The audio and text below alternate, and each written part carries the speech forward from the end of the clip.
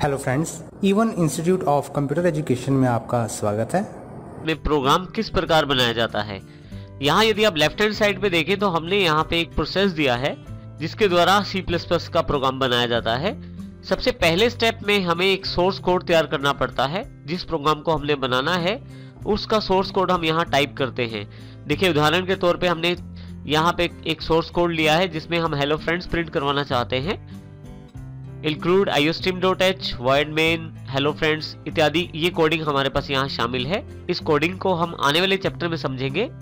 उसके पश्चात यहाँ पे जो हम सोर्स कोड बनाते हैं उसको कंपाइल किया जाता है।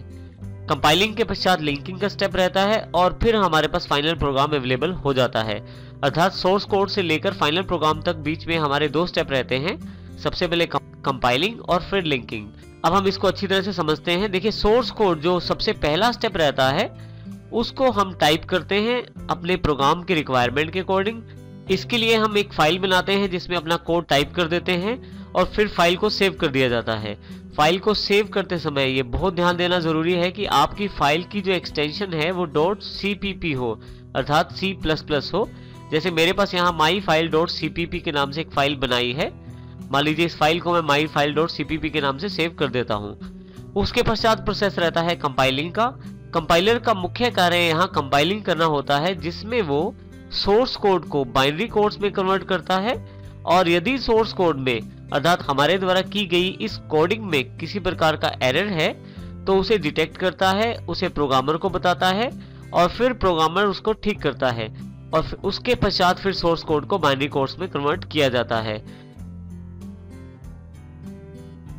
इस प्रकार कंपाइलर का काम सोर्स कोड को बाइनरी कोड में कन्वर्ट करना है। इसके लिए कंपाइलर की तरफ से ऑब्जेक्ट फाइल्स बनाई जाती हैं। ऑब्जेक्ट फाइल्स जो रहती हैं उनका नाम कुछ इस प्रकार रहता है myfile.obj, क्योंकि हमारी फाइल का नाम myfile.cpp है। तो इस करके जब इसको कंपाइल किया जाएगा उसके पश्चात ऑब्जेक्ट फाइल में इसका नाम रखा जाएगा myfile.obj, अर्थात ऑब्जेक्ट फाइल। विंडोज में रखा जाता है ये नाम, और यदि आप लाइनक्स या यूनिक्स में काम कर रहे हैं तो वहां पे myfile.o के नाम से फाइल उपलब्ध हो जाती है। ऑब्जेक्ट फाइल्स को बनाने के पश्चात अगला कार्य लिंकर का रहता है, जिसमें लिंकिंग का कार्य किया जाता है। इसमें ये जो ऑब्जेक्ट फाइल्स बनाई गई हैं इनको कंबाइन करना और साथ ही लाइब्रेरी जो हमारे पास इंक्लूड की गई हैं उनके मॉड्यूल्स को भी एक यूनिट में बांधना, उनको भी कंबाइन करना और उसके पश्चात इन सबको मिलाकर एक सिंगल फाइल तैयार करना जिसका नाम रहता है myfile.exe। क्योंकि हमारी फाइल का नाम myfile.cpp है तो यहाँ पे फाइनल फाइल जो exe फाइल है, एग्जीक्यूटेबल फाइल है, उसका नाम myfile.exe है और यहाँ आउटपुट में हमारे पास myfile.exe अवेलेबल हो जाती है।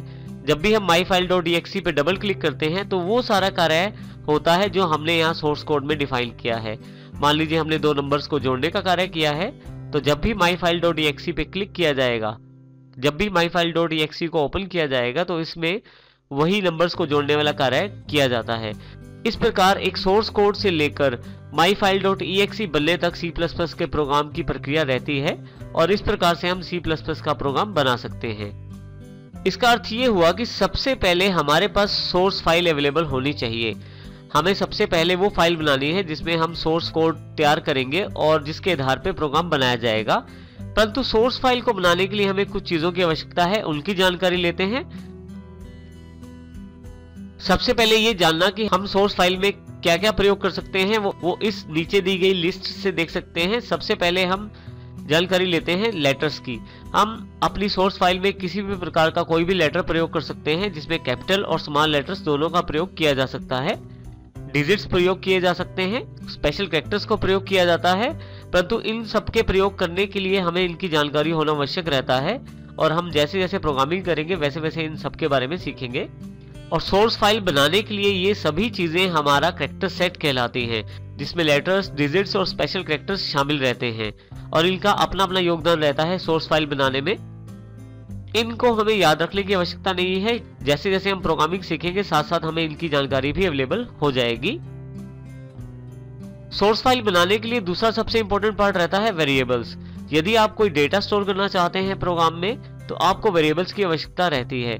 वेरिएबल्स का मुख्य कार्य आपके डेटा को मेमोरी में स्टोर करना होता है और वेरिएबल्स मेमोरी सेल को रिप्रेजेंट करते हैं। इसलिए इन्हें मेमोरी आइडेंटिफायर भी कहा जाता है। जैसे उदाहरण के तौर पे हमने मेमोरी सेल्स में देखें यहाँ 10, 20, 30 ए और 10.86 स्टोर किया है, परंतु ये मेमोरी सेल्स में स्टोर हैं सारी वैल्यूज।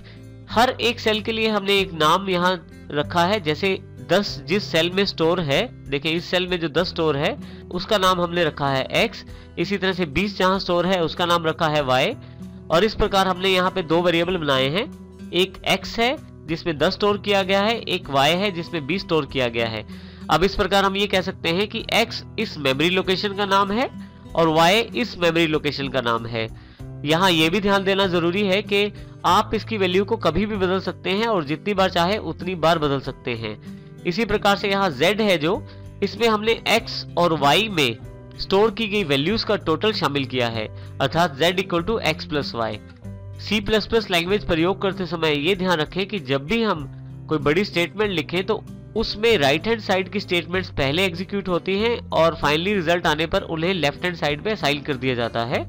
यहाँ पे x प्लस वाई का पहले टोटल किया जाएगा, जो टोटल अवेलेबल होगा उसे z में स्टोर किया जाएगा। यहाँ देखें हमारे पास p में अल्फाबेटिकल a स्टोर किया गया है जो कैपिटल लेटर है, और इसी तरह से q वेरिएबल में 10.86 को स्टोर किया गया है। तो इसका अर्थ ये हुआ कि हम अपनी कंप्यूटर की मेमोरी में डेटा स्टोर कर सकते हैं और स्टोर करने का माध्यम है वेरिएबल्स। वेरिएबल्स को इसीलिए मेमोरी आइडेंटिफायर भी कहते हैं, और हम सरल भाषा में ये कह सकते हैं वेरिएबल्स मेमोरी लोकेशंस के नाम होते हैं। जैसे इस मेमोरी लोकेशन का नाम x है। तो इस प्रकार हम वेरिएबल्स का प्रयोग करते हैं अपनी सोर्स फाइल बनाने में जब भी हमें डेटा स्टोर करना होता है। नेक्स्ट हमारे पास इंपॉर्टेंट पार्ट रहता है डेटा टाइप्स। हमें कंप्यूटर की मेमोरी में कुछ भी स्टोर करने से पहले ये जानकारी देना जरूरी रहता है कि हम किस प्रकार का डेटा मेमोरी में स्टोर करना चाहते हैं। इसकी जानकारी हम डेटा टाइप से देते हैं। डेटा टाइप से हम स्टोर किए जाने वाले डेटा का प्रकार बताते हैं। उदाहरण के तौर पे यदि आप नंबर का डेटा स्टोर करना चाहते हैं तो उसका प्रकार इंटीजर रहेगा, और इसी तरह से अक्षरों के डेटा के लिए कैरेक्टर प्रयोग कर सकते हैं, और दशमलव के डेटा के लिए फ्लोट का इस्तेमाल किया जा सकता है। इनकी विस्तृत जानकारी हम आने वाले सेक्शन में लेंगे। उसके पश्चात सबसे इंपॉर्टेंट पार्ट जो रहता है वो 4th नंबर पे हमारे पास उपलब्ध है। सोर्स फाइल को बनाने के लिए हमें मेन फंक्शन की रिक्वायरमेंट रहती है अपनी सोर्स फाइल को बनाने के लिए। ये हमारा सबसे मेन फंक्शन रहता है जो पूरे के पूरे प्रोग्राम को कंट्रोल करता है, और प्रोग्राम हमारा मेन फंक्शन से शुरू होता है। यहाँ पे यदि आप ध्यान दें तो यहाँ पे जो मेन है वो नाम है। उसके अलावा हमारे पास ब्लॉक दिया गया है जिसमें हमने ओपन करली ब्रेसेस का प्रयोग किया है, जो ये जानकारी देता है कि मेरा प्रोग्राम या मेरा मेन फंक्शन यहाँ से ओपन है।